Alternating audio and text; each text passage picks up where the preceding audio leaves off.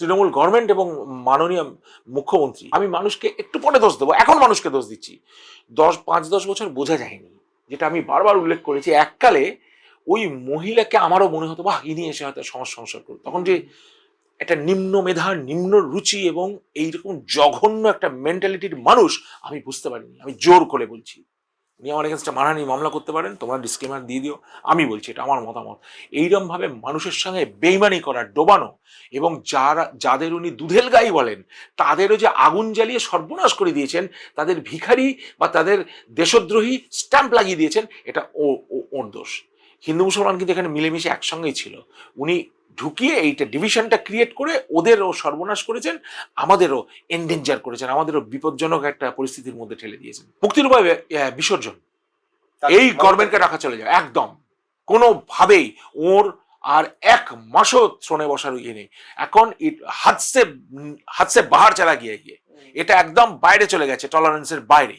এবং আমি দায়িত্ব সহকারে বলছি, কোনোভাবে সেন্ট্রাল গভর্নমেন্ট থেকে প্রেসিডেন্ট শুরু করে যেভাবে হোক কোনোভাবে একে স্ট্রেট বিদায় করা উচিত। এইখানে আর সেই জায়গাটা নেই যে বুঝিয়ে ভোট করে। এখন ভুলে যাও ভাই, তোমার বাড়ি থেকে মামাসিরা বেরিয়ে, আমার বাড়ির ভাই বোনেরা বেরিয়ে একসঙ্গে সুন্দর গল্প করতে করতে গিয়ে একটু ভোট দিয়ে আসলো, একটা মতের অমিল থাকলো, কেউ জিতলো কেউ হারলো। এটা এখন আর সেই খেলা নেই। It has become a dangerous game. এবং এটা আমাদের ভারতবর্ষের বিরোধী কাজকর্ম হয়েছে।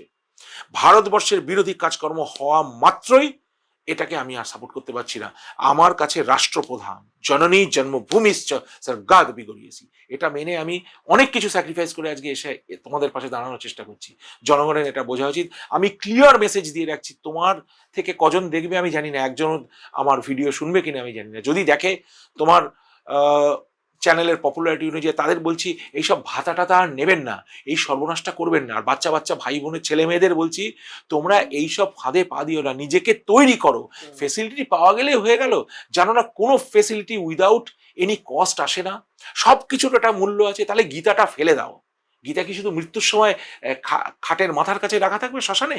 200 গীতা লোকের পায়ে পায়ে ঘুরছে, ওইটা গীতা নয়। একটুখানি পড়ো, একটুখানি বোঝো, জিনিসটা বোঝার চেষ্টা। আত্মসম্মানটা বিকিও না। ধরো আমার নামে 5টা খুনের মামলা আছে, তুমি আমার বাড়িতে এসছো, আমি তোমায় বলছি তুমি বাবা এক কাজ করো, যাও কি একের পর এক খুন করো, আমাকে দেখে শেখো। আমার 5টা খুনের মামলা হয়েছে, আমি তোমার সব বসে ইন্টারভিউ দিচ্ছি, ভালো গাড়ি চলছি, এসিতে রয়েছি, হ্যাঁ সুন্দর ঘড়ি পরে বসে রয়েছি, 1000 জামা রয়েছে, যা ইচ্ছে খেতে পাচ্ছি, যাও মার্ডার করো গিয়ে। এটা কথা মানে সারা পৃথিবীর লোকের তাক লেগে যাবে। একটা হেড অফ স্টেট বলছে আমার নামে এফআইআর রয়েছে। Is it a qualification? Is it a qualification? তুমি যদি আমায় জিজ্ঞেস করো স্যার আপনি কি কাজ করলেন জীবনে, হলো 1000 লোকের পকেট মেরেছি, তারা বুঝতে পারেনি, কি কোয়ালিফিকেশন রে ভাই? এটা আবার আমি মাইক্রোফোনে বলবো, প্রচুর লোককে ঠকিয়েছি ভাই, বুঝতে পারেনি, কিরম পথে বসিয়েছি। অন্য অন্য নোংরা কথা আমি ইউজ করছি না, যেটা এখানকার অন্যান্য জিনিসগুলো, যে ধর্ষণ খুন রাহাজানি, এগুলো যেগুলো এখানে রুটিন হয়ে দাঁড়িয়েছে, সেগুলো আমি মেনশন করছি না। তাহলে ওগুলো করার পরে প্রত্যেকটা নেতার নিজের আয়নার সামনে দাঁড়িয়ে আবার কথা বলা উচিত। পরিবারের সঙ্গে কথা বলে, তাদের বাড়িতে ছেলে মেয়ে নেই, তারা বাচ্চা কোলে করে না, নাতি নাতনি নেই, স্ত্রীর সঙ্গে কথা বলে না, সামনে কোনো আয়না নেই। কিরম লোক ঠকিয়েছি, আরামসে 5 স্টার লাইফ লিড করছি, সিকিউরিটি ঘুরছি, বড় গাড়ি নিয়ে ঘুরছি, যে কোনো হোটেলে খাচ্ছি। ক্লাস 10 পাস, ক্লাস 10 কিভাবে রোজগার করেছে ভাই আমাকে একটু বুঝিয়ে বলো প্লিজ। কিভাবে রোজগার করেছে, কিভাবে রোজগার করেছে? আমাকে একটা ইন্টারভিউ দেবে, আমাকে নিয়ে চলো, আমি একটা ইন্টারভিউ করবো। পিসি ভাইপো, দুজনকে একটা interview, half an hour slot. Will they be able to stand me? আমি কিন্তু কোয়েশ্চেন করবো, কোয়েশ্চেনের জবাব দিতে পারো? দেবে না, আমাকে ঘাট ধরে বের করে দেবে। এটা হচ্ছে দাবা খেলতে বসলাম, তুমি আমাকে প্রথম চালেই মাত করে দিলে, আমি বোর্ডটাই উল্টে দিলাম, লে তুই কি জিতবি জেত, আমি বোর্ডটাই উল্টে দিলাম। বানচাল করা গেম করে এতদিন এসছে, এখন একে বিসর্জন দেওয়া উচিত।